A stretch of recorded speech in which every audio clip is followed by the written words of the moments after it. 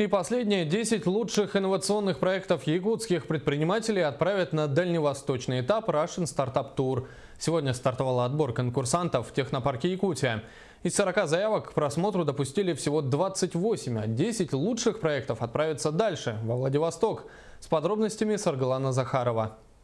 Роуд-шоу Russian Startup Tour – это самый крупный всероссийский проект по поиску перспективных инновационных идей. Он дает возможность реализовать свои проекты и вывести их на российский и мировой рынок начинающим и опытным предпринимателям. Организатор стартап-тура – фонд Сколково. У нас в рамках, скажем так, создания инновационной среды Российской Федерации проводится Russian Startup Tour. Это некая гастроль сотрудников фонда Сколково и партнеров фонда Сколково по городам Российской Федерации с целью привлечения новых интересных инновационных проектов. Якутск начал сотрудничество с Russian Startup Tour в 2014 году. С тех пор резидентами фонда Сколково стали 3 резидента технопарка Якутия. Став резидентом Сколково, проекты получают огромное количество льгот.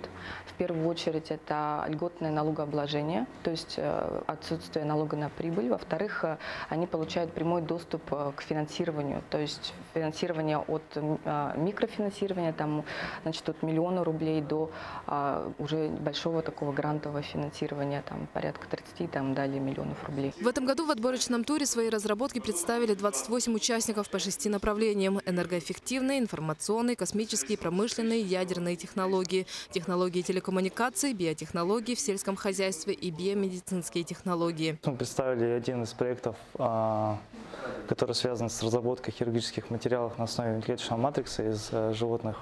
Проект очень перспективный, на мой взгляд, так как в России нет аналогов таких материалов. Мы живем в таком регионе, где часто бывают травмы, обморожения. И вот именно наш материал создан для того, чтобы помочь людям. Дальневосточный этап стартап-тура пройдет уже в начале февраля. Он даст участникам возможность не только получить финансовую помощь для реализации проекта, но и хорошую экспертную поддержку. Победители этапа представят свои проекты уже в столице страны на всероссийском стартап-тур Village. Саргалана Захарова, Айтал Никитин, НВК Саха, Якутск.